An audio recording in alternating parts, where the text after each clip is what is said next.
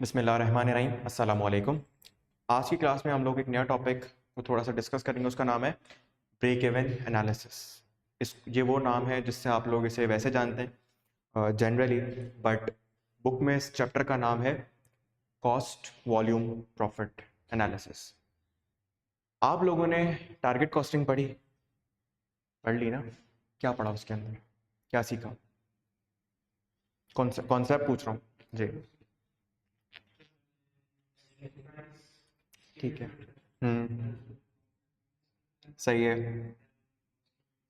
के और कॉन्सेप्ट क्या है ये तो आपने वो बताई, ये हम करते हैं, क्यों करते हैं?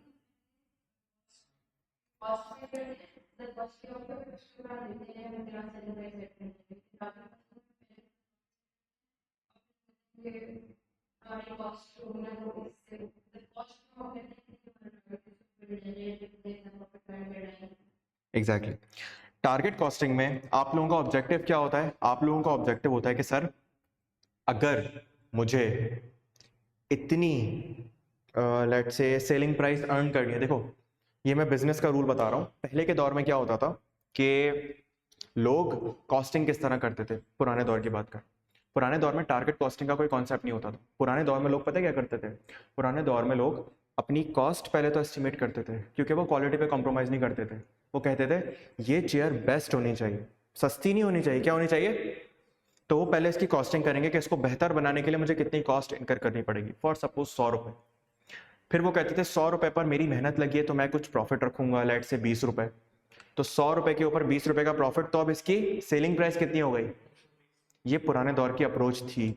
लेकिन फिर जैसे जैसे आपके पास स्कैरसिटी का कॉन्सेप्ट लोगों को समझ में आने लगा, इकोनॉमिक्स लोग पढ़ते चले गए, तो फिर लोगों ने कहा कि मुझे कम पैसों में रहते हुए ज्यादा से ज्यादा वांट्स को सेटिस्फाई करना है। इकोनॉमिक्स में पढ़ी हुई बात, मुझे इन लिमिटेड रिसोर्सेस के अंदर अपनी ज्यादा से ज्यादा वांट्स को सेटिस्फाई करना है। यही ऑब्जेक्टिव है इकोनॉमिक्स का आपकी।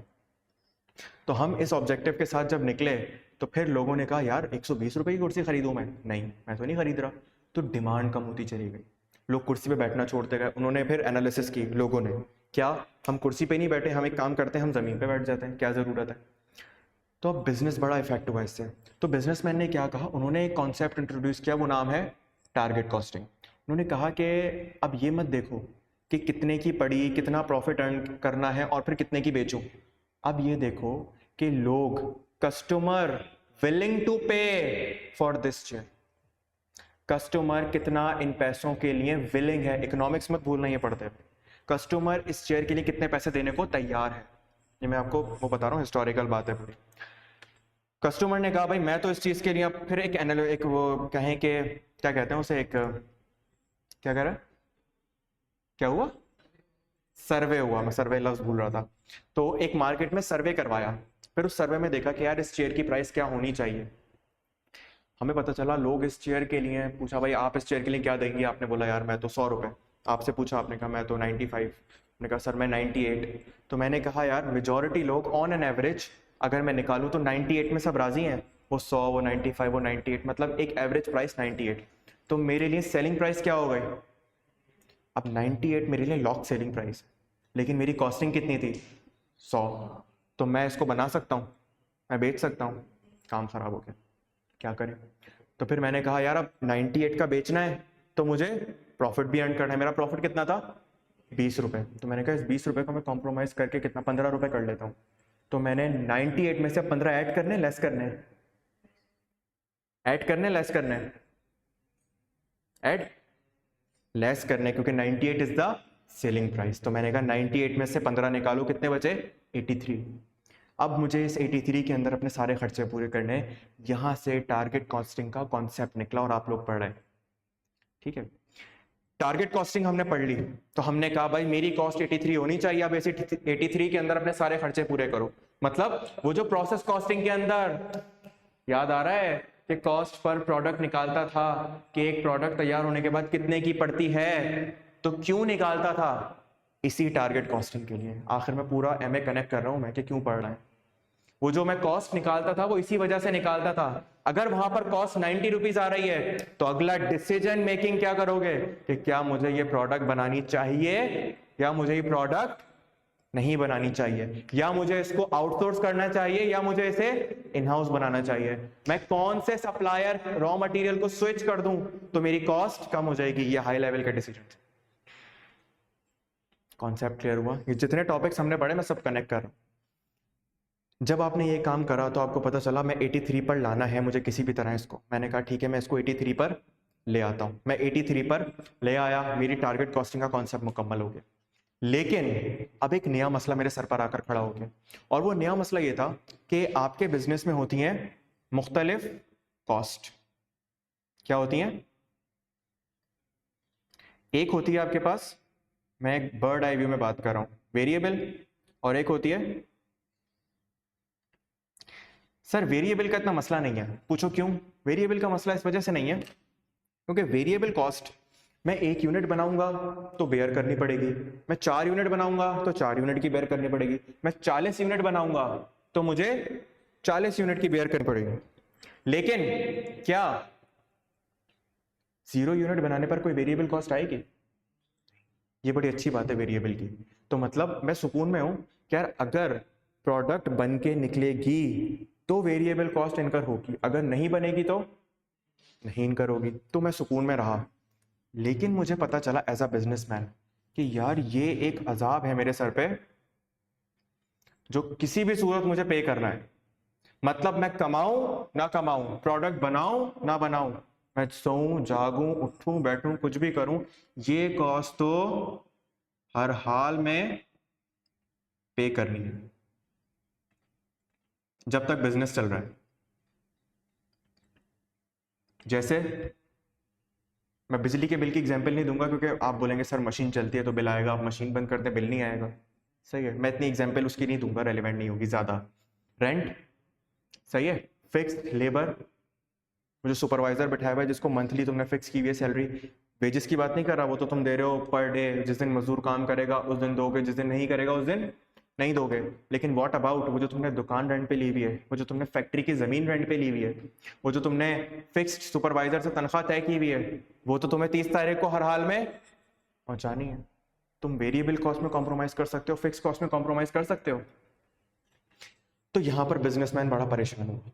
तो अब बिजनेसमैन ने कहा कि यार मुझे इसका कोई हल निकालना है। यहां से इस टॉपिक की जरूरत है, सीवीपी, कॉस्ट, टारगेट कॉस्टिंग में पढ़ ली, वॉल्यूम कितना रखूं कि मेरी फिक्स्ड कॉस्ट रिकवर हो जाए, ये जरूरत है इस टॉपिक की। मैं कितनी प्रोडक्ट बनाऊं या बेचूं। अच्छा, कुछ असम्पशन कि यार बनाऊं बेचूं यहां पर बराबर है। यहां पर आप ये नहीं बोलोगे सर बना तो आपने सारी ली लेकिन बिकी कोई भी नहीं तो क्या करेंगे आप, वो मसला अलग है। वो मसला अगर आप कंसीडर करोगे तो फिर वो एक नॉन फाइनेंशियल फैक्टर बन जाएगा कि यार आप मार्केटिंग सही से नहीं कर रहे हैं, वॉट एवर द केसेस। मैं यहां पर वो बहस नहीं करूंगा। हम यहां पर क्या सोच रहे हैं, कितनी बनाऊं इज इक्वल टू बेचूं, जितनी बनाओगे उतनी बेच दोगे, अज्यूम कर लो फिलहाल के लिए। फिर मैं एक बात करूं, ऐसा ना हो आप लोग बोलें सर आपने तो पढ़ाया था कि सब बिक जाता है, ये तो क्लोजिंग स्टॉक आ रहा है यहाँ पे। ठीक है, तो फिलहाल के लिए आपको ये टॉपिक समझाने के लिए, जब मैंने ये असम्पशन ली तो मतलब कि मुझे ये कंसीडर करना है कि मैं कितना वॉल्यूम बेचूं कि मेरी ये फिक्स कॉस्ट क्या हो जाए, रिकवर हो जाए। अब लॉजिकली सोचना, मेरी प्रोडक्ट की सेलिंग प्राइस 100 रुपए, इसमें से सबसे पहले तो वो खर्चे अलग कर दो जो वेरिएबल है, मतलब जो इसके बनने की वजह से आए। अज्यूम करता हूं मैं 50, बल्कि 50-50 सेम हो जाएगा, फिर इसको अज्यूम करते हैं। बचे कितने? 40 रुपए तुम्हारे पास हर प्रोडक्ट बचा रही है ताकि तुम क्या कर सको, कुछ पैसे घर ले जा सको, कुछ पैसे फिक्स कॉस्ट में लगा सको। अब आपको ये काम करना है कि मैं 40 रुपए कितनी प्रोडक्ट्स पे अर्न करूं कि कम से कम मेरी ये तो रिकवर हो, एटलीस्ट मैं कुछ कमाऊं ना, लेकिन कम से कम कुछ जाए भी ना, कम से कम। तो ये जो मैंने एक जुमला कहा ना, कम से कम मैं कुछ कमाऊं ना और कम से कम कुछ जाए ना, इस पॉइंट को क्या कहते हैं, ब्रेक इवन।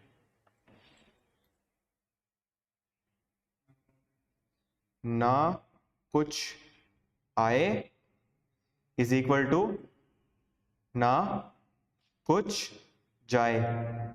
ये मेरे पास क्या होती है? तो बिजनेस, इसकी ज्यादा जरूरत पता है कब पड़ती है? इसकी ज्यादा जरूरत पड़ती है जब कोई भी बिजनेस नया नया शुरू होता है। जब कोई भी नया नया स्टार्टअप आता है ना, तो उनका ऑब्जेक्टिव होता है कि यार देखो, हम लॉस बेयर करने के लिए तैयार हैं, लेकिन हमारा ऑब्जेक्टिव क्या है कि शुरू में हम एटलीस्ट ब्रेक इवन पे तो आए। जब भी बिजनेस शुरू होता है ना, पहले वो लॉस से शुरू होता है, लॉस होता है, लॉस होता है, फिर वो एक पॉइंट पे ब्रेक इवन पे आ जाता है। ब्रेक इवन का मतलब अब मैं ना कुछ कमा रहा हूँ, ना मेरी जेब से कुछ जा रहा है। तो मतलब बिजनेस खुद अपने खर्चे पूरे कर रहा है। ये मैं बता रहा हूँ मार्केट की जुबान में से क्या कहते हैं। आप किसी बिजनेसमैन से पूछोगे ना, वो बोलेगा बिजनेस में कैसा चल रहा है, बोलेगा यार अपना खर्चा निकाल लेता है। क्या करता है? अपना खर्चा निकाल लेता है। तो वो कौन सा पॉइंट होता है? Break even. ये उनकी जुबान है कि बिजनेस से वो इतना कंट्रीब्यूशन अर्न कर लेते हैं कि वो अपनी फिक्स्ड कॉस्ट को रिकवर कर लेते हैं। तो ये जो मैंने 40 रुपए निकाले, ये क्या है मेरे पास?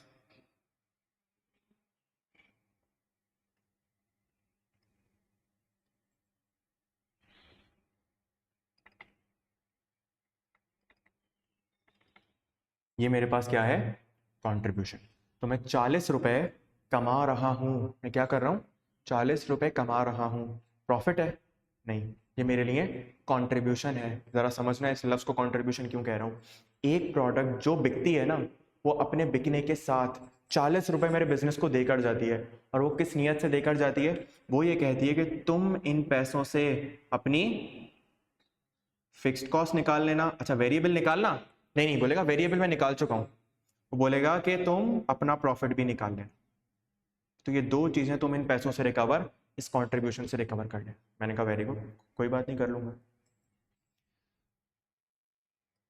अब बिजनेस को यह आइडेंटिफाई करना है कि मैं कितनी प्रोडक्ट्स बेचूं कि मैं कहां पहुंच जाऊं? ब्रेक इवन के ऊपर। अपने कहा सर क्या मुश्किल टॉपिक आपने बना दिया इसको, तो इतना आसान टॉपिक है ना? कितना आसान टॉपिक है। मुश्किलात इसके अंदर आएंगी आहिस्ता आहिस्ता। वो मुश्किलात कैसे आएंगी? वो मुश्किलात ऐसे आएंगी कि वेरिएबल कॉस्ट बेटा एक तरह की नहीं होती। वेरिएबल कॉस्ट होती है 10 तरह की। रॉ मटेरियल, लेबर और वेरिएबल ओवरहेड्स, ये सारी चीजें जब इसके अंदर आएंगी तो फिर यहाँ पर मसला आएगा कि कहीं आपको लगेगा कि वेरिएबल है, कहीं पर फिक्स्ड नहीं होगी, कहीं फिक्स्ड होगी। तो आपको ये इवेल्युएट करने में थोड़ी सी मेहनत करनी पड़ेगी, कहां पर फिक्स्ड कॉस्ट कितनी है और कहां पर फिक्स्ड कॉस्ट नहीं है। लेबर में अक्सर जगह पर वेरिएबल कॉस्ट होगी सिर्फ, और अक्सर जगह पर सिर्फ फिक्स्ड कॉस्ट होगी। अक्सर जगह पर दोनों का कॉम्बिनेशन होगा। बात समझ में आई? रॉ मटेरियल नॉर्मली तो वेरिएबल होता है, लेकिन कहीं पर शायद आपको देखने को मिल जाए फिक्स्ड है। हमें बुनियादी कॉन्सेप्ट से अंडरस्टैंडिंग लेनी। तो मैं पहले आपको कुछ इसमें चीजें बता दूं जो आप देखते रहेंगे कंटिन्यूअसली। एक तो कंट्रीब्यूशन, सही है। तो अब जब कंट्रीब्यूशन आया ना, तो फिर आपको एक अदद रेशो भी मिलेगा, और वो होता है contribution to sales ratio. Contribution to sales ratio, इसको नाम देते हैं हम लोग CS रेशो के नाम से। और ये कैसे निकलता है? अगर मैं कंट्रीब्यूशन को डिवाइड कर दूं तो क्या आंसर आएगा? 0.4 या 40% कह लो अगर इन टर्म्स ऑफ परसेंटेज। इसका मकसद क्या है कि मेरी सेलिंग प्राइस में से मेरा कंट्रीब्यूशन कितना है? 40%। तो 40% अगर कंट्रीब्यूशन है तो रिमेनिंग 60% क्या होगा? वेरिएबल कॉस्ट पर सेल्स रेशो अगर मैं आपसे पूछूं तो बस वो इसका बचा हुआ होगा 60/।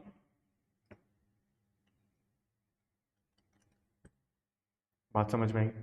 60% मेरे पास वेरिएबल कॉस्ट है, 40% मेरे पास कंट्रीब्यूशन है सर। तो अगर कोई मुझसे पूछ ले कभी कि यार आप मुझे ये बताएं कि रेवेन्यू कितना है आपका, अगर कोई मुझसे पूछ ले कि आपका रेवेन्यू कितना है, तो कैसे बताओ?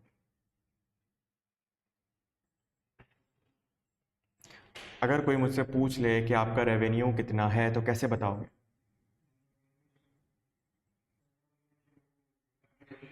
Number of units multiply by selling price. लेकिन नहीं गिवन नंबर ऑफ यूनिट्स। मैं कुछ फॉर्मूलाज रिकॉल करवा रहा हूँ जो आप पढ़ के आए थे QMT के अंदर। सही है, ये वहां से चीजें रिकॉल करवा रहा हूँ। नहीं बताया उसने आपको, number of units multiply by sales price. अब कैसे निकालोगे? तो एक फॉर्मूला था CS रेशो का, वो बताओ क्या था? थोड़ा सा कोशिश तो करो। नंबर ऑफ यूनिट्स को सेल्स प्राइस से मल्टीप्लाई कराकर तो निकाल लोगे, CS रेशो से कैसे निकालोगे?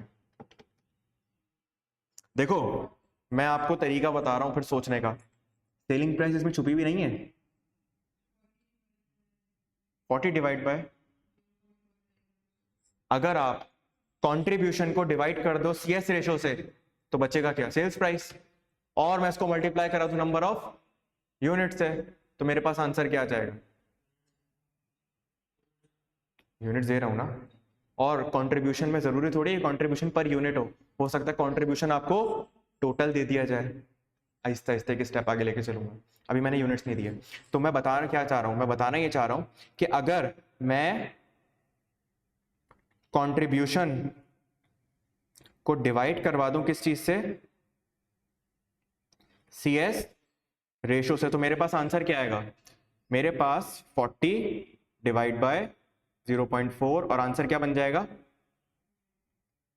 आ गई दोस्त सेलिंग प्राइस। अब सेलिंग प्राइस को तुमने कहा मल्टीप्लाई करा दो नंबर ऑफ यूनिट से, तो मेरे पास क्या आंसर आ जाएगा? अज्यूम करता हूं यहां पर है 30,000 यूनिट्स, तो मेरे पास आंसर क्या आएगा? 3 मिलियन। एक चीज, एक और चीज लाता हूं इसके अंदर। अब मैं क्या करता हूं, मैं कहता हूं मेरे पास जो कंट्रीब्यूशन है ना और जो CS रेशो है, CS रेशो तो यही रहेगा 0.4। कंट्रीब्यूशन मेरे पास पर यूनिट नहीं है, कंट्रीब्यूशन मेरे पास ओवरऑल है। तो मेरे पास अगर मैं टोटल कंट्रीब्यूशन आपसे पूछूं, कंट्रीब्यूशन टोटल कितना होगा?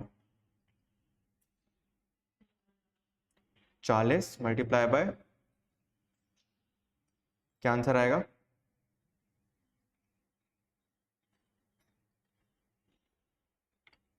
12 लाख। ये टोटल कंट्रीब्यूशन है।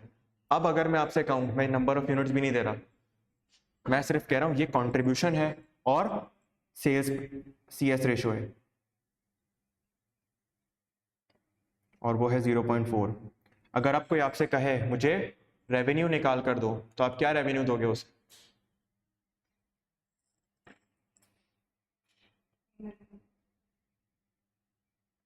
कैसे निकालोगे सर? 12 मिलियन को डिवाइड कर दोगे 0 पॉइंट, तो आंसर आएगा वही चीज है, बस कुछ भी नहीं बदला। अगर किसी को इसकी जस्टिफिकेशन चाहिए सर ऐसा कैसे हुआ, ये तो जादू हुआ, तो ये ऐसे हुआ। देखो, जब मैंने कहा contribution divided by CS ratio, तो मैथ्स में हमने एक जगह पढ़ा था कि अगर मुझे इसको रेसिप्रोकल करना है तो डिवीजन किस में तब्दील हो जाएगा? तो C multiply by S upon C। C से C कट गया, बचा क्या? कैसा जादू? बात समझ में आई? इसमें कोई सवाल?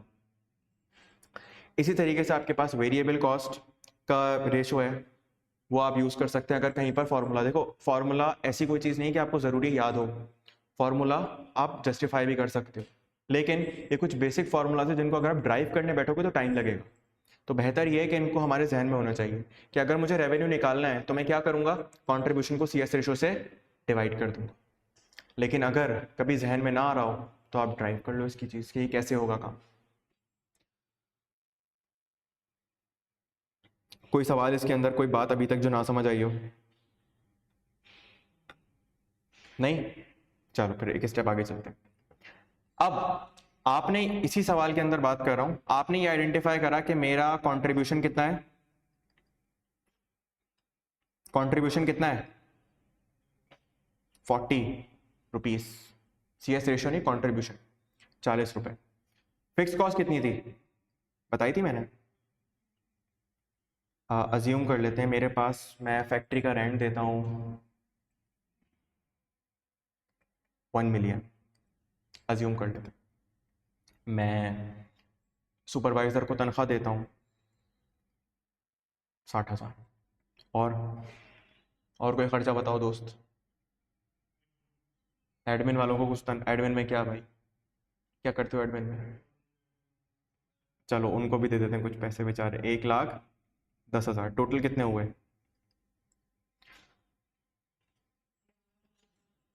11 लाख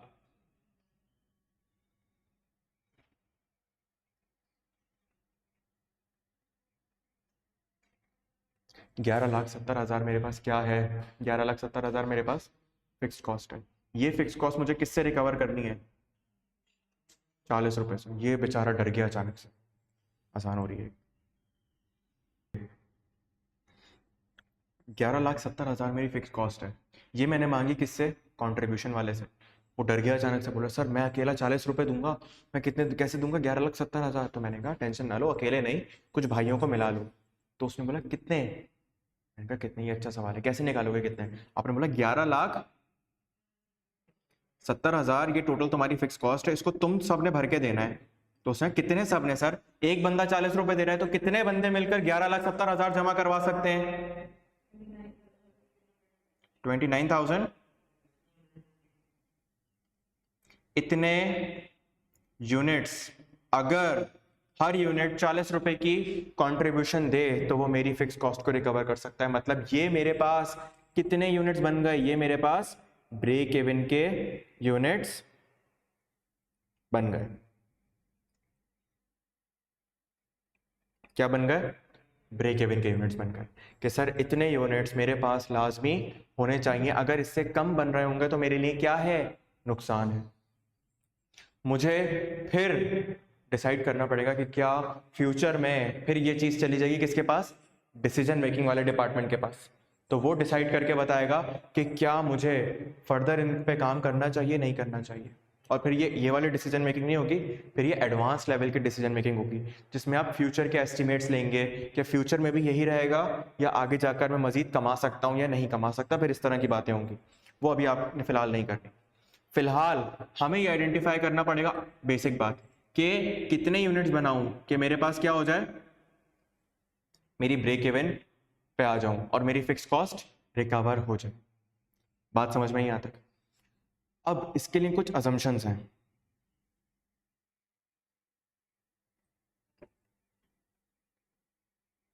कुछ अजम्पशंस हैं।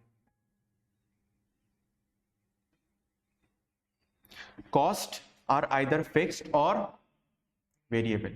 पहली अजम्पशन है कि कॉस्ट या तो फिक्स्ड होगी या वेरिएबल होगी। The variable cost per unit is the same at all levels of activity, output and sales, whereas total fixed costs are constant amount in each period. Fixed costs are normally assumed to remain unchanged at all levels of output at least in the short term. आपको जो break even हम पढ़ा रहे हैं, देखो practical दुनिया में आप बोल सकते हो सर ये तो ऐसे भी होगा, ये तो वैसे भी होगा। तो मैंने पहले ही आपको एक अजम्पशन बता दी कि देखो इससे आगे मत सोचना। और वो क्या है? आपके पास दो तरह की कॉस्ट है, एक वेरिएबल और एक फिक्स्ड। वेरिएबल कॉस्ट एक ऐसी कॉस्ट है जो कि हर लेवल ऑफ एक्टिविटी पर सेम रहेगी, मतलब एक यूनिट में 40 रुपए ही वेरिएबल रहेंगे। ऐसा नहीं होगा कि पहले के 10 यूनिट में 40 रुपए, फिर आगे के 10 यूनिट के अंदर 50 रुपए, फिर आगे के 50 यूनिट में 100 रुपए। ये चीज आपके लेवल पर टेस्ट नहीं की गई, वरना ये बहुत ज्यादा कॉम्प्लिकेटेड हो जाती है। सीफैप में देखेंगे आप इंशाल्लाह इस मैटर को। फिर दूसरा मसला फिक्स कॉस्ट का। सर फिक्स कॉस्ट एक ऐसी कॉस्ट है जो हमारे लिए ओवर द पीरियड क्या है? कांस्टेंट है। मतलब आप एक साल के अंदर कितनी भी एक्टिविटी करो, फिक्स कॉस्ट तब्दील नहीं होगी। प्रैक्टिकली ऐसा नहीं होता। प्रैक्टिकली अगर आप 1,00,000 यूनिट्स बना रहे हो तो एक फैक्ट्री चाहिए, लेकिन अगर आपने 1,10,000 यूनिट बनाने तो आपको बराबर वाली फैक्ट्री भी हायर करनी पड़ेगी, रेंट पर लेनी पड़ेगी, क्योंकि आप उस जगह पर इतनी प्रोडक्शन नहीं कर सकते प्रैक्टिकली। लेकिन अगर ये चीज़ आपके पास इंट्रोड्यूस कर दी जाती तो फिर थोड़ी सी प्रॉब्लम आती। इसीलिए हमने कहा इतनी बोझ नहीं डालते, ये वैसे ही बेचारे डिसीजन मेकिंग पड़े हुए बच्चे हैं, सही है, तो हम इन पर थोड़ा कम बोझ रखें।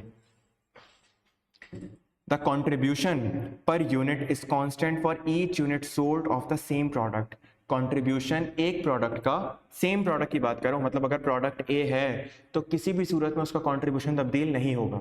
कॉमन सेंस की बात है। जब मैंने अजम्पशन ले ली कि वेरिएबल कॉस्ट सेम है, सेल्स प्राइस सेम है, तो क्या कंट्रीब्यूशन बदलेगा? नहीं बदलेगा।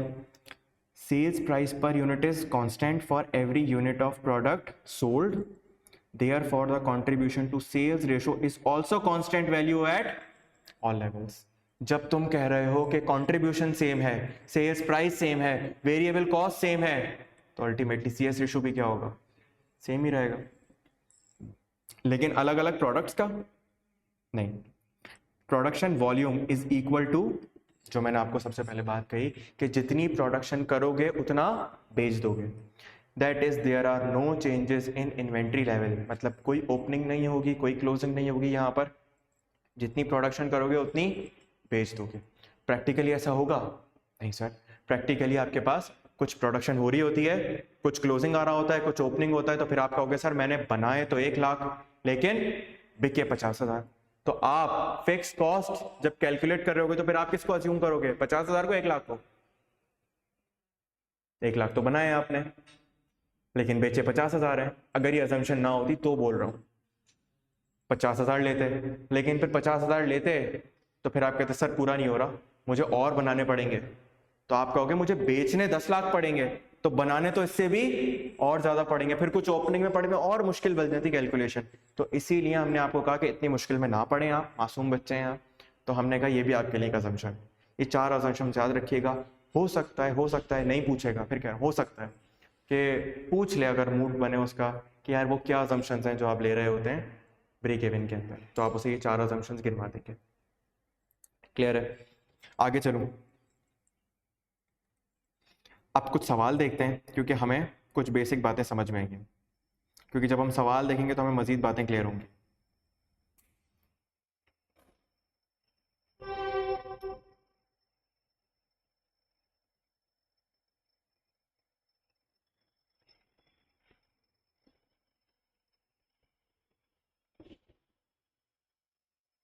चलें शुरू हो जाए।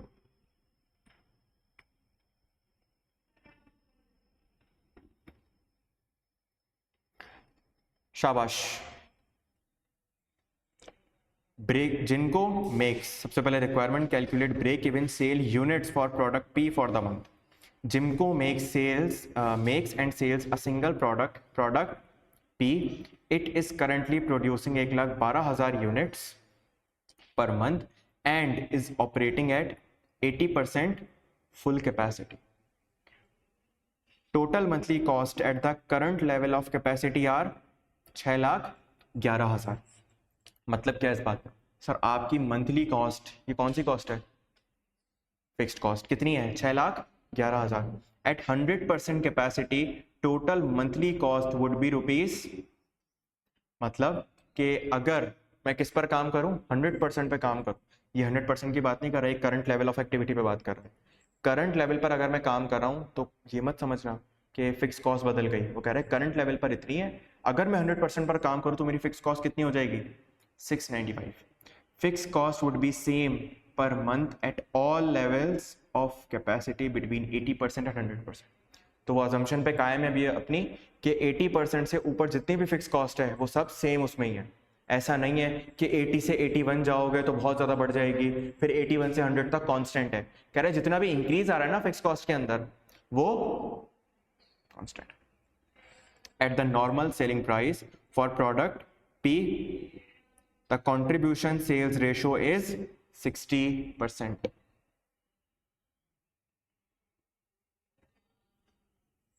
जी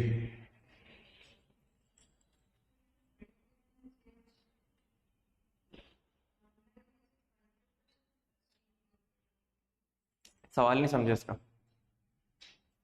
इसने आपको 2 कॉस्ट दिए हैं, इसने इसमें क्या लिखा है कि ये 2 कॉस्ट क्या है? Total monthly cost. क्या ये सिर्फ फिक्स कॉस्ट है? क्या क्या है इसके अंदर? वेरिएबल भी और, ये बात समझो, इसके अंदर वेरिएबल भी है और फिक्स्ड भी है। तो मुझे एक बात बताओ, जब टोटल मंथली कॉस्ट है, क्या ये टोटल मंथली कॉस्ट एक्टिविटी बढ़ने की वजह से बढ़ेगी? नहीं।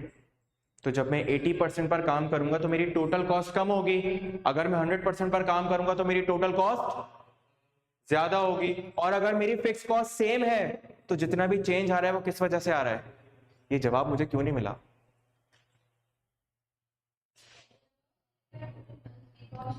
क्या?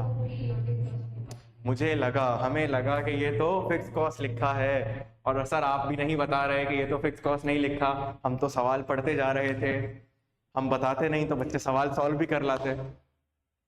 यही तो बताना चाह रहा हूँ कि क्या गलती होती है इसके अंदर पढ़ते हुए सवाल, तो हमें वो गलती नहीं करनी। पहले गलती करके देखते हैं और फिर हम समझते हैं, ठीक है। टोटल लिखा है, टोटल का मतलब क्या होता है, वेरिएबल भी है और फिक्स भी है। तो ये कितनी है, करंट कैपेसिटी के ऊपर।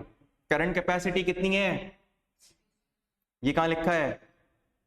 और अगर मैं 100% पर चला जाऊं तो कॉस्ट कितनी हो जाएगी।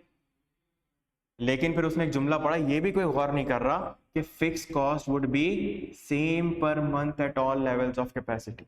मतलब 80% बनाओ या 100% बनाओ, इससे कोई फर्क नहीं पड़ता।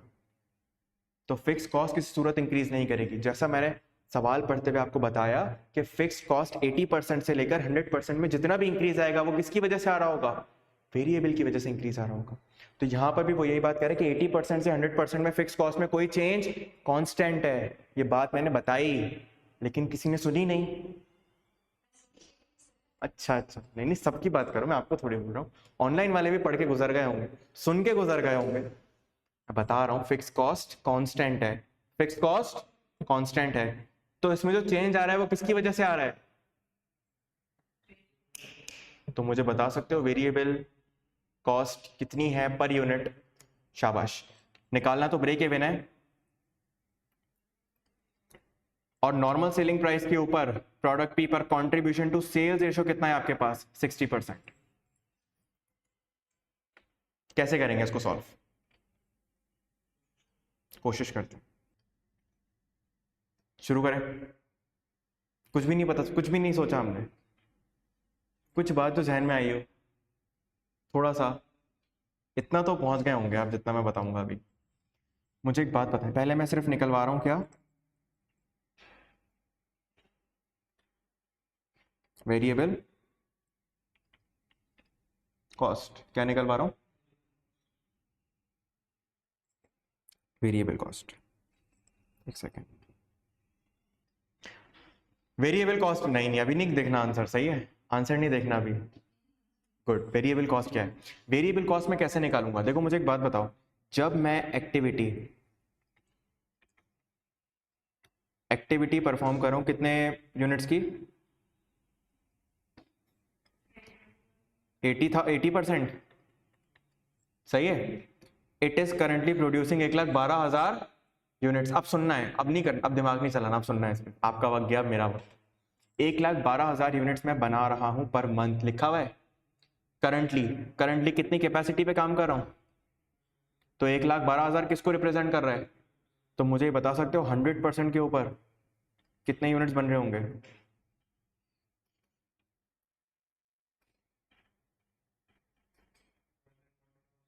एक लाख 40,000 यूनिट्स में 100% पर बना रहा हूँ। जब मेरी ये एक्टिविटी है तो मेरी कॉस्ट कितनी है, 6 लाख। और जब मेरी एक्टिविटी ये है तो मेरी कॉस्ट कितनी है, 695,000, ठीक है। एक्टिविटी में कितना चेंज आया और कॉस्ट में कितना चेंज आया,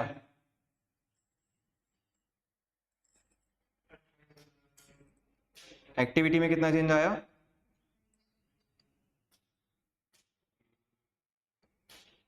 और यहां पर अगर मेरी फिक्स कॉस्ट सेम है तो ये जितना भी यूनिट्स में इंक्रीज आया है और यूनिट्स की कॉस्ट में इंक्रीज आया है किसकी वजह से आया है, और वेरिएबल कॉस्ट हर यूनिट की सेम है, तो क्या मैं कह सकता हूं कि 84,000 डिवाइड बाय 28,000 मेरे पास वेरिएबल कॉस्ट ले आएगा, क्या मैं ऐसा कह सकता हूं कि ये जितना भी चेंज आया है, जितना भी कॉस्ट में इंक्रीज है, ये ड्यू टू वेरिएबल कॉस्ट है। मतलब कि मेरी कॉस्ट इंक्रीज कर गई कितने से, 84,000 से, और ये इंक्रीज आया कितने यूनिट्स की वजह से, तो पर यूनिट इंक्रीज कितना है, और हमारी अजम्पशन है कि हर एक्टिविटी के ऊपर वेरिएबल कॉस्ट क्या है, तो ये 3 रुपए हर जगह पर सेम रहेगी। ऐसे करना, ऐसे करना था इस सवाल को,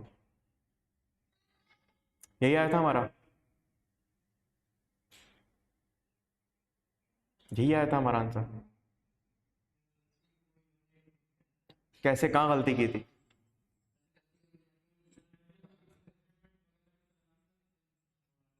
अब तरीका समझ में आया? सही है।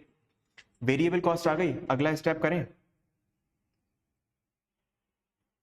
वेरिएबल कॉस्ट आ गई, मुझे जाना तो ब्रेक इवन तक है कि मैं कितने यूनिट्स बनाऊं। अब अगला स्टेप करवाओ परफॉर्मेंस से। अगला स्टेप मैं ये करता हूं कि मैं वेरिएबल कॉस्ट के साथ साथ कुछ और निकाल लेता हूं, क्योंकि अब मैं वेरिएबल कॉस्ट से डायरेक्टली सेल्स प्राइस तक तो जा नहीं सकता, या जा सकता हूं? क्या मैं वेरिएबल कॉस्ट की मदद से सेल्स प्राइस निकाल सकता हूं? मेरा सवाल है। निकाल सकते हैं, कैसे निकालेंगे? सीएस रेशो के लिए कंट्रीब्यूशन चाहिए। वेरिएबल कॉस्ट कितनी है? वेरिएबल कॉस्ट कितनी है?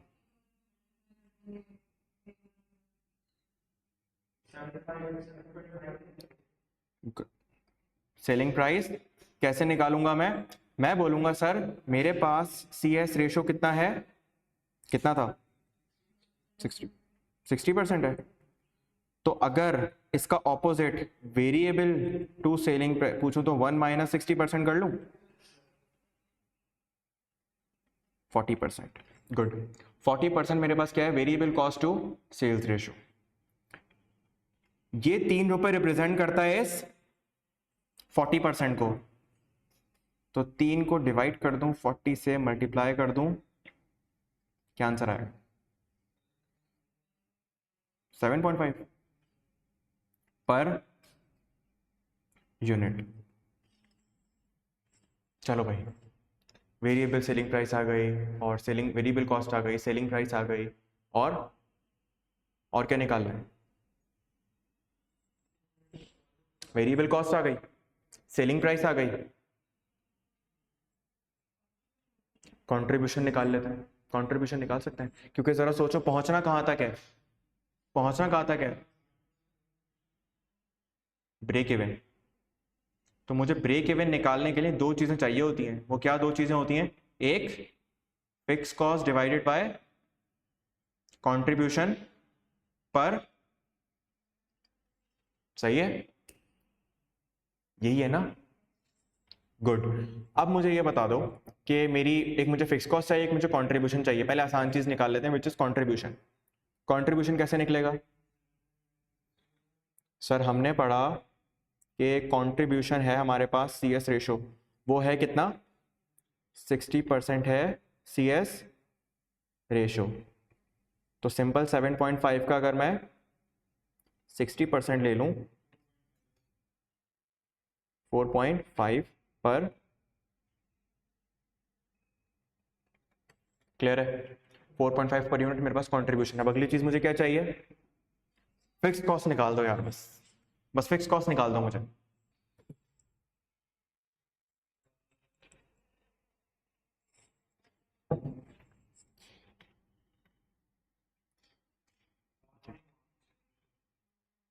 अच्छा, कैलकुलेशन चाहिए।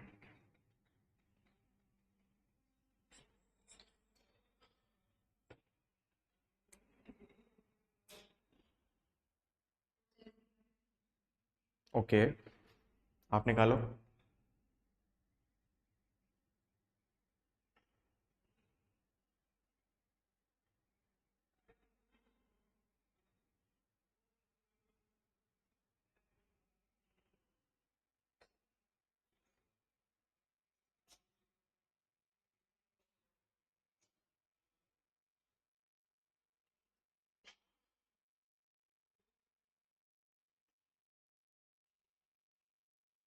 हम्म।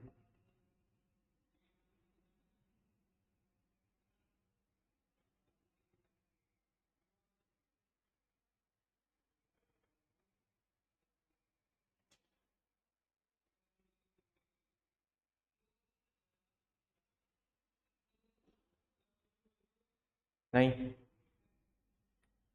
भाई, मुझे एक बात बताओ।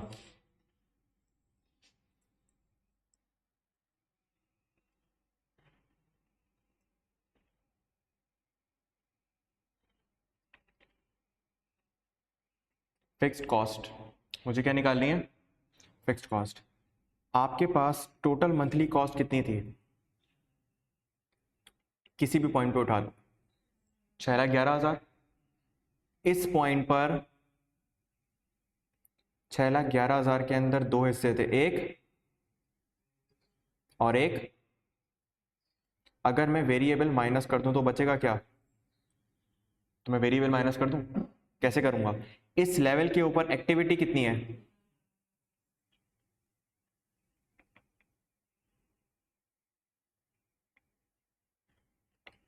1,12,000 एक्टिविटी है। तो अगर मैं इस 1,12,000 को वेरिएबल कॉस्ट 3 रुपए से मल्टीप्लाई कर दूं तो आंसर क्या आएगा,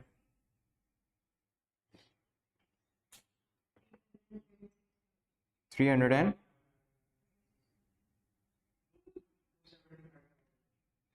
336,000। ये मेरे पास क्या है, वेरिएबल कॉस्ट। अगर 6,11,000 में से इसको माइनस कर दूं तो रिमेनिंग मेरे पास क्या आएगा,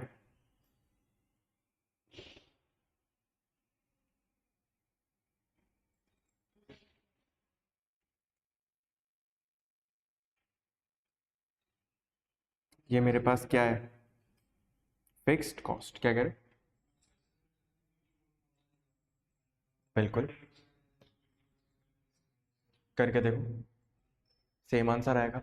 कि अगर मैं लेवल ऑफ एक्टिविटी बदल दूं, 1,40,000 रख दूं और 695,000 कॉस्ट रख दूं, जब मैं इस बेस के ऊपर फिक्स कॉस्ट निकालूंगा तो भी मेरे पास क्या आंसर आएगा, 275,000, क्योंकि फिक्स कॉस्ट मेरे लिए क्या है, सेम है। बात समझ में आई?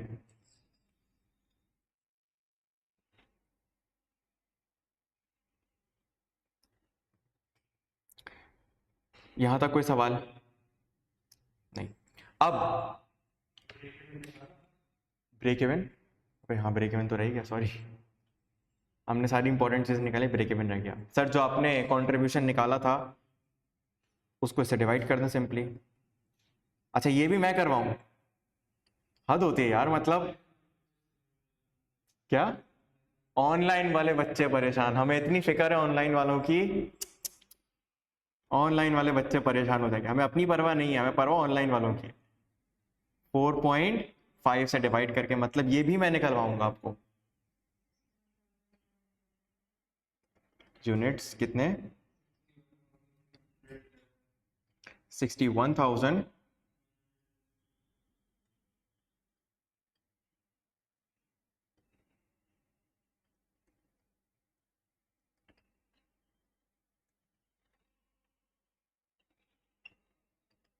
मतलब इतने यूनिट्स मुझे लाजमी बनाने हैं, तब जाकर मैं ये फिक्स कॉस्ट रिकवर कर पाऊंगा।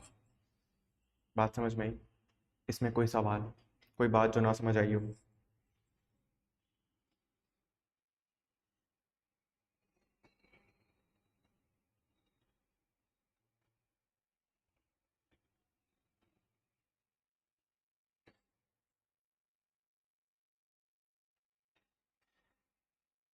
इस सवाल को रीड करें, सोचें समझें और कुछ नंबर निकाल के मुझे दें।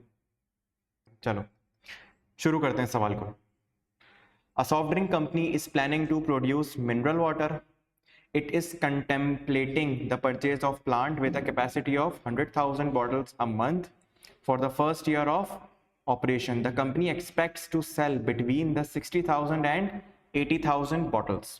The budgeted costs are at each of the two levels are as follows. वो क्या क्या है, 60,000 बॉटल्स हैं, 80,000 बॉटल्स हैं, मटेरियल इतना, लेबर इतना, फैक्ट्री ओवरहेड, दोनों लेवल्स पर आपको गिवन है।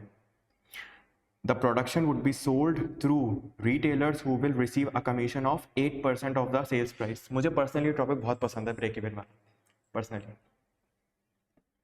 सही है।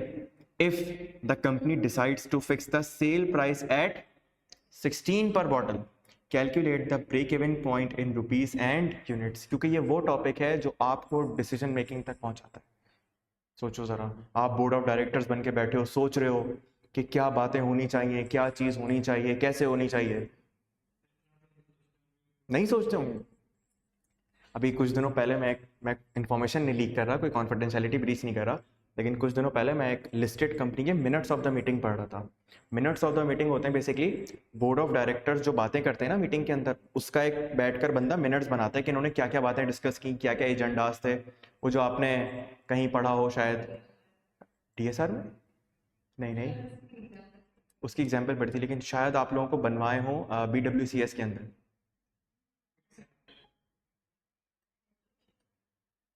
BWCS में नहीं पढ़ा था, हॉल है खैर। तो उसके अंदर सारी बातें होती हैं जो बोर्ड ऑफ डायरेक्टर्स करते हैं। यकीन करो जब मैं वो पढ़ता हूँ तो वो यही बातें कर रहे होते हैं। आपके ख्याल में वो ये बात करेंगे फलाना एम्प्लॉय की सैलरी बढ़ा दो, उसको गाड़ी दे दो, वो ये बातें करेंगे? सोचो जरा। वो बात करते हैं बिजनेस के ऊपर कि हमारी बिजनेस में एक इन्फ्लेशन की वजह से इतनी कॉस्ट बढ़ गई है, तो हमें अपनी सेलिंग प्राइस इस प्रोडक्ट की इतनी करनी चाहिए। ऑडिटर्स ने आकर ये रिकमेंडेशन दिया, मैं इसके ऊपर काम करना चाहिए। भाई वो डिसीजन मेकिंग वाली बातें करते हैं। क्या? जो जो लिस्टेड कंपनी है ना, उसका जब CEO, मैं उसके CEO के कमरे से बाहर से गुजरता हूँ तो वो अपने रूम के अंदर बैठा हुआ कंप्यूटर के ऊपर कोई एक्सेल पे वर्किंग नहीं बना रहा होता, वो चार्ट्स देख रहा होता है। वो देख रहा होता है कि मुझे किस पॉइंट पे क्या डिसीजन लेना चाहिए। तो ये वो बातें हैं जो वो कंसिडर कर रहा होता है। यकीन करो यही बातें हैं, और कुछ बात नहीं कर रहा होते। लेकिन थोड़ी सी एडवांस्ड होती है, जाहिर है आहिस्ता आहिस्ता सीखोगे। अब आपको ये टॉपिक बुरा लग रहा है तो क्यों डिसीजन मेकिंग करो, कैसे करोगे डिसीजन मेकिंग? सोचो, क्यों ये कहा जाता है कि क्यों चीफ एग्जीक्यूटिव डायरेक्टर्स इतने कम लोग बनते हैं? क्योंकि ज्यादातर लोगों को डिसीजन मेकिंग टॉपिक अच्छा नहीं लगता, उनको ब्रेक इवन अच्छा नहीं लगता। उनको क्या अच्छा लगता है? Process costing. मतलब हमसे मुंशियों की तरह कॉस्टिंग करवाते जाओ, 100 रुपए का मटेरियल आया, 10 रुपए ये मुंशियों वाला काम अच्छा लगता है तुम लोगों को। तभी तो 100 में से 95 लोग कॉस्टिंग वाले बन जाते हैं, और बाकी के जो 5% या 1% होते हैं जिनको ये टॉपिक्स अच्छे लगते हैं, वो जाकर चीफ एग्जीक्यूटिव वो सोचते हैं। आप कहते हो नहीं सर सोचने वाला काम बहुत मुश्किल है। आप एक काम करें, हमसे करवाएं वो काम जो आसान है। प्रोसेस कॉस्टिंग है, उसमें कुछ नहीं करना, बस पैसे आ रहे हैं पैसे जा रहे हैं और हमें डिवाइड कर देना है, आंसर खत्म। सोच लो, थोड़ा सा दिमाग चला लो। बात समझ में आई? अब सवाल ये उठा, इफ द कंपनी डिसाइड्स, अगर एक बोर्ड ऑफ डायरेक्टर को बोला गया कि हम डिसाइड करते हैं हमारी सेलिंग प्राइस कितनी होगी, 16 रुपए, calculate the break even point in rupees and units. तो बताओ मैं कितने यूनिट्स बेचूं और फिर मैं कितना रेवेन्यू अर्न कर रहा हूँ, मुझे ये चीज प्रिडिक्ट करके दो। तो ये डायरेक्टर ने कहा मुझे बताओ जरा। अब उसने बैठकर सोचा किस तरीके से। पहले मैं एक काम करता हूं, पहले मैं हर एक लाइन आइटम की वेरिएबल कॉस्ट निकाल लेता हूं। और वेरिएबल कॉस्ट कैसे निकलेगी सर? पहले मटेरियल, मटेरियल की अगर मैं बात करूं तो मटेरियल की 3,60,000 है और 4,00,000, बड़े नंबर को माइनस करते काम करते, 4,80,000 माइनस कितना चेंज आया है, मैं अब थोड़ा डायरेक्ट करके दिखा रहा हूं आपको। और ये चेंज आया है, देख रहे हो चेंज आया है। ये चेंज कितने यूनिट्स की वजह से आया है? 80,000 माइनस, क्या आंसर आ रहा है? 6 रुपए पर यूनिट। ये मेरे पास क्या है? Variable cost. क्लियर है? अगला मसला, ये मेरे पास है वेरिएबल कॉस्ट। अब एक काम करते हैं, अगर ये वेरिएबल कॉस्ट है तो फिक्स कॉस्ट कितनी है सर? इसको किसी भी लेवल ऑफ एक्टिविटी से मल्टीप्लाई करा दो, 60,000 लेट से। क्या आंसर आ रहा है? और वैसे कितने थे कॉस्ट? 3,60,000। तो इसका मतलब नो फिक्स्ड कॉस्ट एग्जिस्ट यहां पर। क्लियर है? लेबर पे चलें सर। जब हम लेबर पर आए तो लेबर पर भी सेम यही हरकत कर लो। लेबर पर जब मैं ये वाली हरकत करूंगा तो 2,60,000 माइनस कॉस्ट में कितना इंक्रीज आया,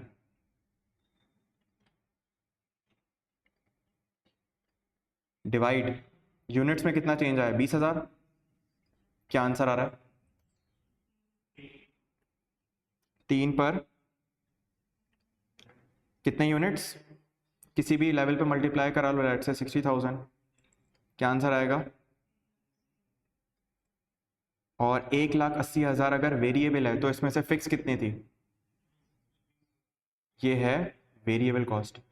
और आपके पास टोटल कितनी थी? सवाल में आपको टोटल कॉस्ट गिवन है इस एक्टिविटी के ऊपर, वो है 2 लाख। तो इसमें से फिक्स कितनी हुई?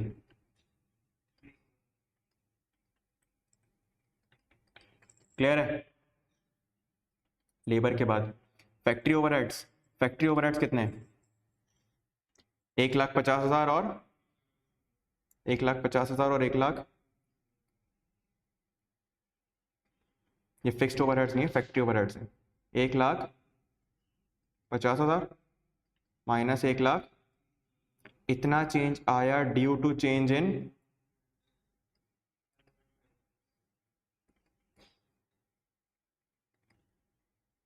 Per unit. अब इसको मल्टीप्लाई कर दूंगा, कितनी एक्टिविटी है किसी भी लेवल ऑफ एक्टिविटी से, तो आंसर आएगा मेरे पास, ये मेरे पास क्या है? Variable cost. टोटल कितनी है?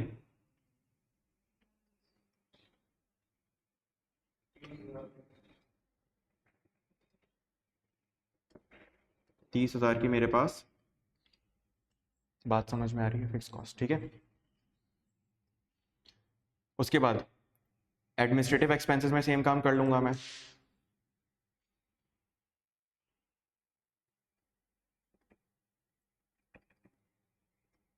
एडमिन एक्सपेंसेस में जब मैं सेम काम करूंगा तो मेरे पास 1,10,000 और 1,00,000।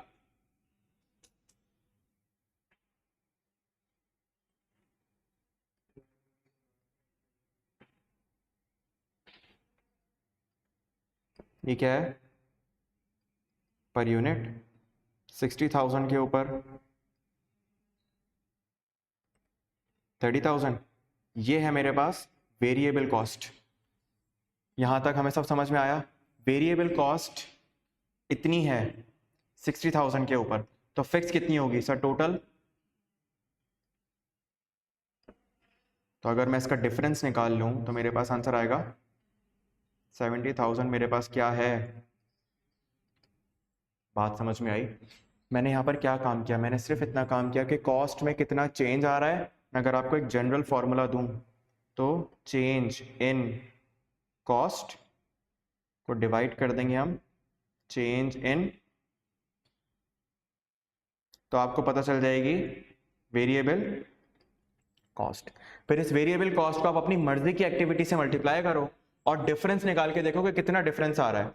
वेरिएबल कॉस्ट आपकी मर्जी की एक्टिविटी, फॉर सपोज 60,000 यूनिट्स के ऊपर जितनी भी बनती है वेरिएबल कॉस्ट, मैं उस वेरिएबल कॉस्ट को कंपेयर करूंगा टोटल कॉस्ट के साथ, जितना भी डिफरेंस है वो क्या है?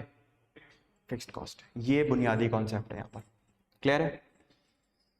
जब मेरे पास सारी वेरिएबल कॉस्ट आ गई, मैं इनको हाईलाइट कर लेता हूँ। सर मेरे पास 6 रुपये है, मेरे पास 3 रुपये, मेरे पास 1.5 रुपये, मेरे पास 0.5 रुपीज़ है। इन सब का जब मैं सम करता हूँ तो मेरे पास क्या आंसर आता है? 1.5 रुपये, 0.5 और 3 और 6, क्या आंसर आता है? 11 पर यूनिट मेरे पास टोटल वेरिएबल कॉस्ट। हाँ, वो सेल्स कमीशन मैं इसके अंदर ऐड कर दूंगा। चलें, सेल्स कमीशन भी यहीं ऐड कर देते हैं, प्लस सेल्स कमीशन अगर मैं इसके अंदर कर दूं तो कितना है वो? सर 11 प्लस कितना परसेंट था? 8% ऑफ। पहले मैं आपको वो क्लॉज दिखा दूं ताकि the production would be sold through retailers who will receive commission of 8% of sales price, मतलब हर सेल के बदले मुझे 8% का कमीशन देना पड़ेगा।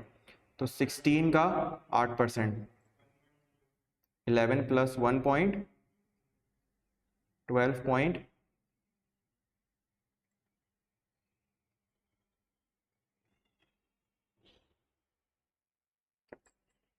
12.28 मेरे पास क्या है? मेरे पास वेरिएबल कॉस्ट है। यहां तक बात समझ में आ गई? अब अगला काम क्या करना है मुझे? कंट्रीब्यूशन निकाल लो इसी के थ्रू। मेरे साथ कंट्रीब्यूशन है 16 माइनस 12.28, क्या आंसर आएगा? 3 पॉइंट, ये क्या है मेरे पास? Contribution margin. बात समझ में आया? ये है मेरे पास कंट्रीब्यूशन मार्जिन। अब मुझे क्या निकालना है? Fixed cost. फिक्स्ड कॉस्ट कैसे निकलेगी? सर फिक्स्ड कॉस्ट ऐसे निकाल सकता हूं मैं, यहीं पर निकाल लूं, बल्कि निकली भी ऑलरेडी, मुझे सिर्फ सम करनी है। सॉरी, 20,000 सबके एक साथ सम कर लेता हूँ ना, क्योंकि फिक्स कॉस्ट तो टोटल होगी। 20,000 मल्टीप्लाई बाय प्लस 30,000 प्लस 70,000। तो मुझे क्या करना है? मुझे अगर फिक्स्ड कॉस्ट निकालनी है तो 20,000 प्लस 30,000 प्लस 70,000, और क्या आंसर आएगा? 1,00,000। ये है मेरे पास फिक्स्ड कॉस्ट इन टोटल, 1,20,000 की फिक्स कॉस्ट है। अब मुझे अगर ये पता करना है कि कितने यूनिट्स बेचूं कि कम से कम मुझे खर्चा निकाल कर दे दे ये कारोबार, तो वेरिएबल कॉस्ट तो ऑलरेडी रिकवर हो चुकी है, अब मुझे सिर्फ फिक्स कॉस्ट रिकवर करवानी है। तो 1,20,000 रुपए अगर मुझे निकाल के दे दे 3 पॉइंट, तो कितने यूनिट्स? 32,000। यही निकला था आपका? बिल्कुल सही निकला था जी शाहजर साहब, यही था। पैटर्न यही चल रहा था आप दोनों का भी, समझ में आ गया तरीका? ये हैं आपके पास ब्रेक इवन यूनिट्स इस सिचुएशन के अंदर। इसका दूसरा पार्ट बताऊं? थोड़ा सा अजीब है, बस उसमें कुछ मुझे चीज़ हटानी पड़ेगी वरना आप लोग कंफ्यूज होते रहेंगे। आप लोग बोलेंगे सर ऊपर उसने एक चीज़ अजम्पशन दी और नीचे उसने उसी अजम्पशन को उल्टा कर दिया। ये भाई क्या कर रहे हैं? ये भाई बोल रहे हैं compute the break even points in units if the company offers a discount of 10%। मतलब सेलिंग प्राइस को 10% डिस्काउंट कर देना है, कोई मसला नहीं है। मसला आगे आएगा, on purchase of 20 bottles or more, assuming that 20% of the sales will be to the buyer who will avail the discount। अब इसने थोड़ी देर पहले आपको क्या assumption दी कि सेल्स प्राइस सब में क्या रहेगी?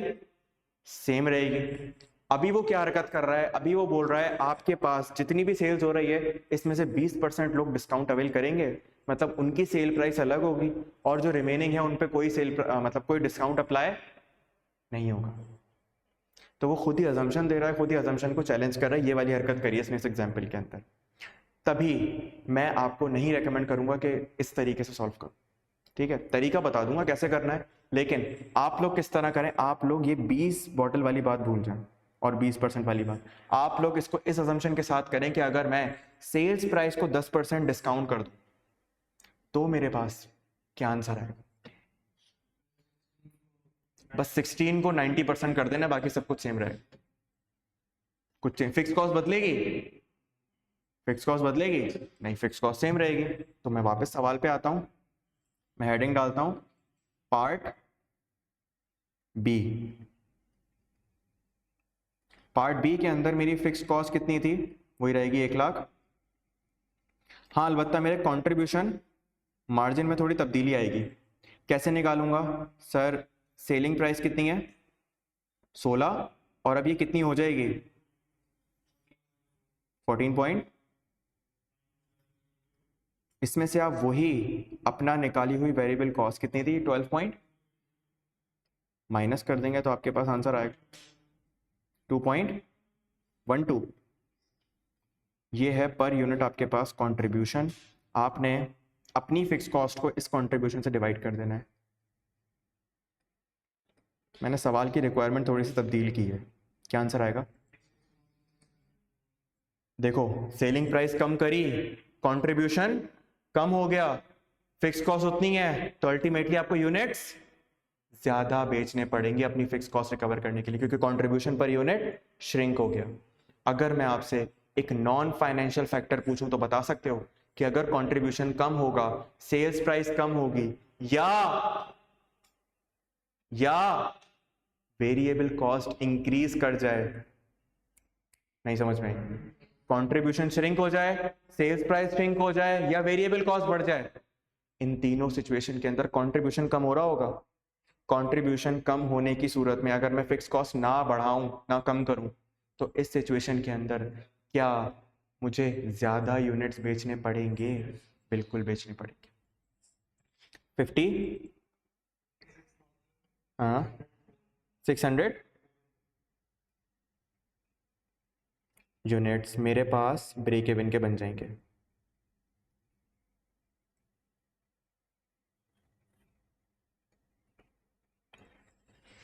बात समझ में आई? ब्रेक इवन पे मुझे इतने यूनिट्स बेचने पड़ेंगे। सही है। अब मैं बुक वाली अजम्पशन के थ्रू भी बता दूं जो उसने बात करी है, लेकिन फिर मैं कहूँगा इसको ज़्यादा सोचिएगा मत ना, इसको सीरियस लीजिएगा ज़्यादा, कि पता है आपको आई कैप कभी कभार अपनी बात करता है फिर भूल जाता है, गलती से इधर उधर निकल जाता है। क्यों नहीं मिट रहा ये? चलो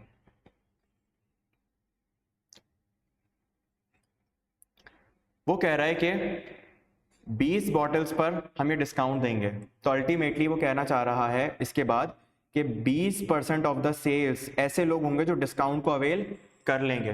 तो वो आपसे सिर्फ इतनी सी बात करवाना चाह रहा है, सिर्फ सेल्स प्राइस में चेंजिंग आएगा। 16 रुपए की सेलिंग प्राइस, डिस्काउंट कितना होगा? 10% का। लेकिन ये मिलेगा कितने लोगों को?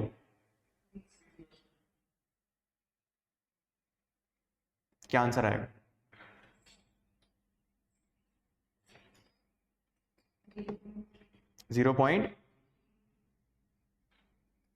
0.3 का मेरे पास डिस्काउंट है, 32 0.32 का मेरे पास डिस्काउंट है पर यूनिट। बस ये काम कह रहे हैं वो करने के लिए।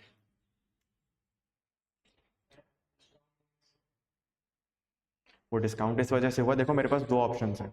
एक ऑप्शन तो ये है कि मैं जो यूनिट्स निकालूंगा वो मैं इस असम्पशन के साथ निकालूं कि इसमें से 80% के लिए कंट्रीब्यूशन, थोड़ी मुश्किल बात कर रहा हूँ इसीलिए इसको बस सुनना और इग्नोर करना फिलहाल के लिए। कंट्रीब्यूशन मार्जिन 80% के लिए कुछ और होगा और 20% के लिए लेट्स क्या होगी? क्योंकि सेलिंग प्राइस चेंज होगी तो दोनों के लिए कंट्रीब्यूशन भी अलग अलग आ रहा होगा। तो मैं इस 20% के इफेक्ट को यहां पर लूं या इस 20% को डिस्काउंट में एडजस्ट कर दूं? आंसर एक ही आएगा। छोड़ दूं?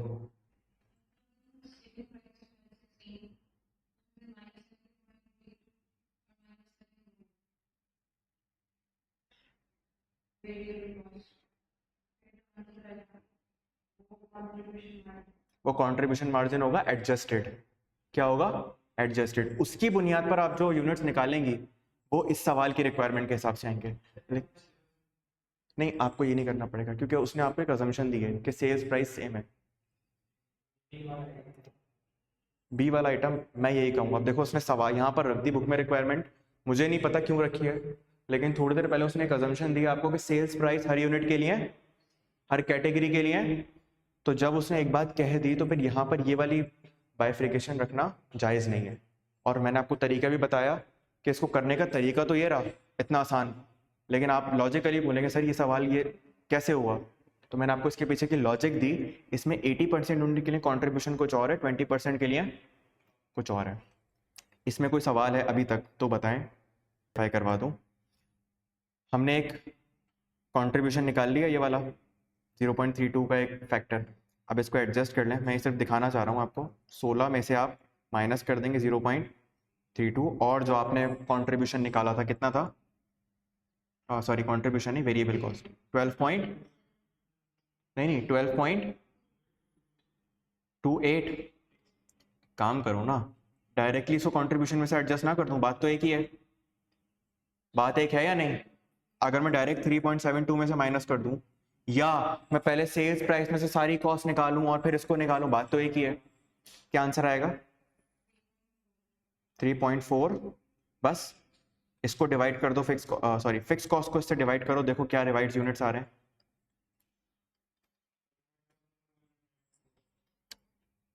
1,20,000 को डिवाइड कर दो 3.35,094। अब वो जो सवाल ने रिक्वायरमेंट कही है ना, उसको एक बार करके देखना। मैं ये यूनिट्स नीचे लेके जा रहा हूँ। 35,000 टू इसके दो हिस्से करो, 80% और निकालो।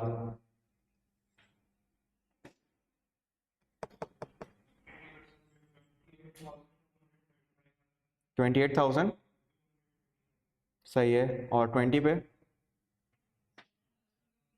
7,000।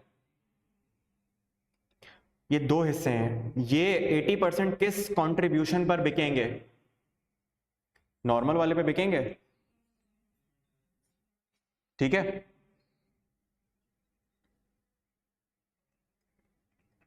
और ये जो 20% यूनिट्स हैं, ये डिस्काउंटेड पे बिकेंगे कितने पे? नहीं, 3.4 एडजस्टेड है।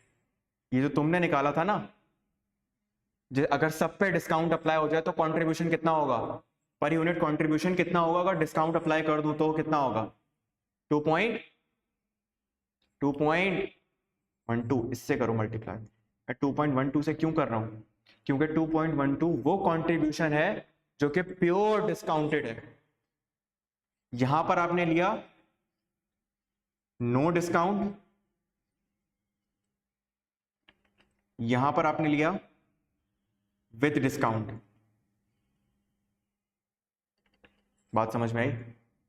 जो आपसे सवाल ने, जो मैंने आपको 3.4 कैलकुलेट कराया है, वो पता है क्या है? वो इन दोनों के बीच की एक चीज थी, क्योंकि मैंने उसी सेलिंग प्राइस के अंदर 20% को भी एडजस्ट कर दिया और डिस्काउंट फैक्टर को भी एडजस्ट कर दिया था। मैंने नहीं, बुक ने बेसिकली जिस तरह सॉल्व किया। 3.4 समझ में आया? अब ये जो यूनिट्स आए हैं, इन यूनिट्स का मतलब क्या है कि ये जो यूनिट्स हैं आपके पास 35,294, इनका मतलब क्या है कि अगर आप इनको इनके कंट्रीब्यूशन से मल्टीप्लाई करवाओगे तो आंसर क्या आना चाहिए?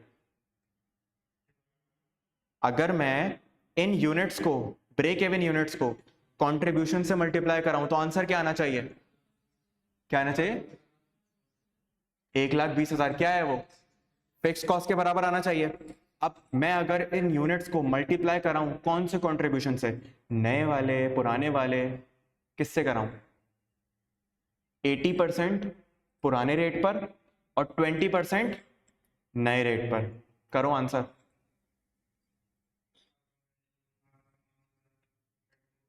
इसका 1,05,000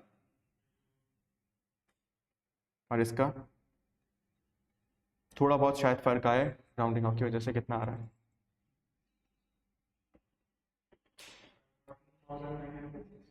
14,000। दोनों का सम करके देखो।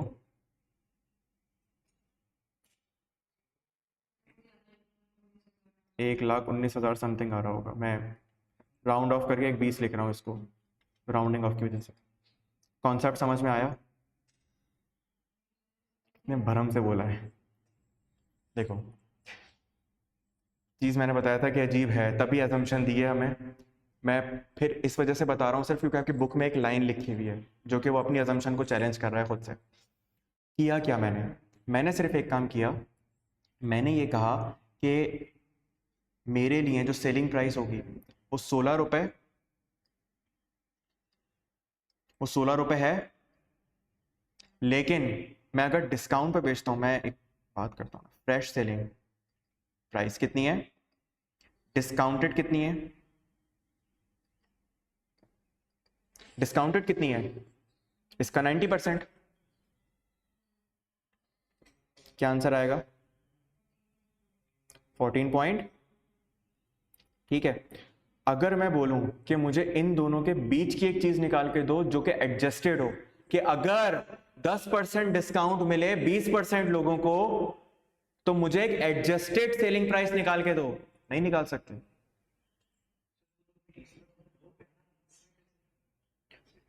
बीस परसेंट लोगों से आने वाला रेवेन्यू और 80% लोगों से आने वाला रेवेन्यू, इन दोनों को अगर मैं वेटेड एवरेज कर दूं तो मेरे पास आंसर नहीं आ सकता।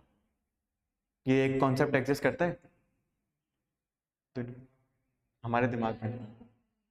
मेरी बात समझ नहीं आ रही? क्यों समझ नहीं आ रही? यहां तक बात समझ में आई कि हमारे पास एक प्राइस है नॉर्मल सेलिंग प्राइस और एक है डिस्काउंटेड। इन दोनों प्राइसेस के ऊपर मुझे कॉन्ट्रीब्यूशंस बता सकते हैं?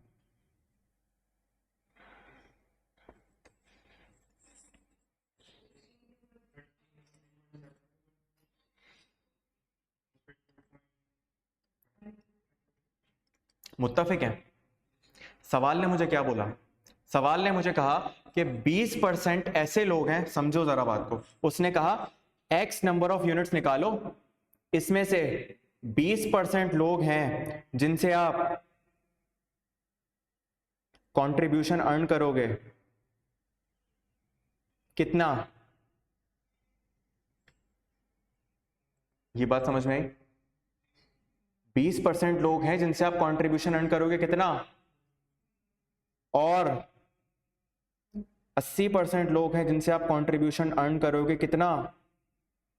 3 पॉइंट।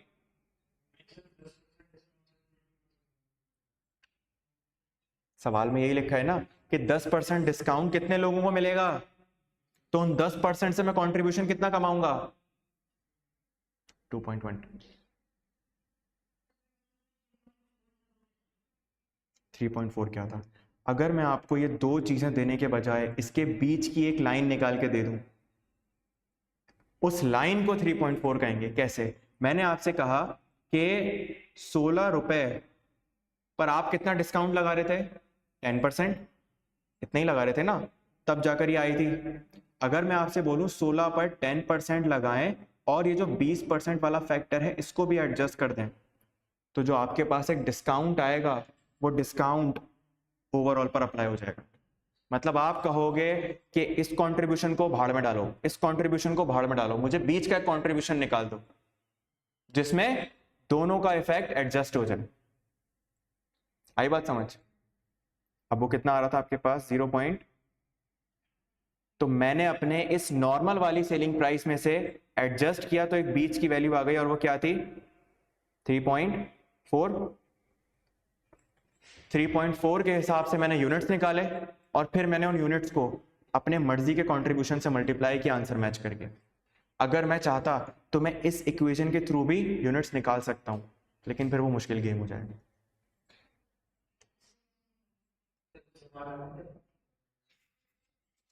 तुम्हारी पहली टेंशन होती है सर ये सवाल पास पेपर में आया नहीं आया, ये बताएं। क्यों मेरे दोस्त? देखो मैं तो सिखा रहा हूं ना, तुम सीख जाओ। अजम्पशन है उसकी, नहीं दे सकता इस तरह का सवाल। भी समझ नहीं आया लेकिन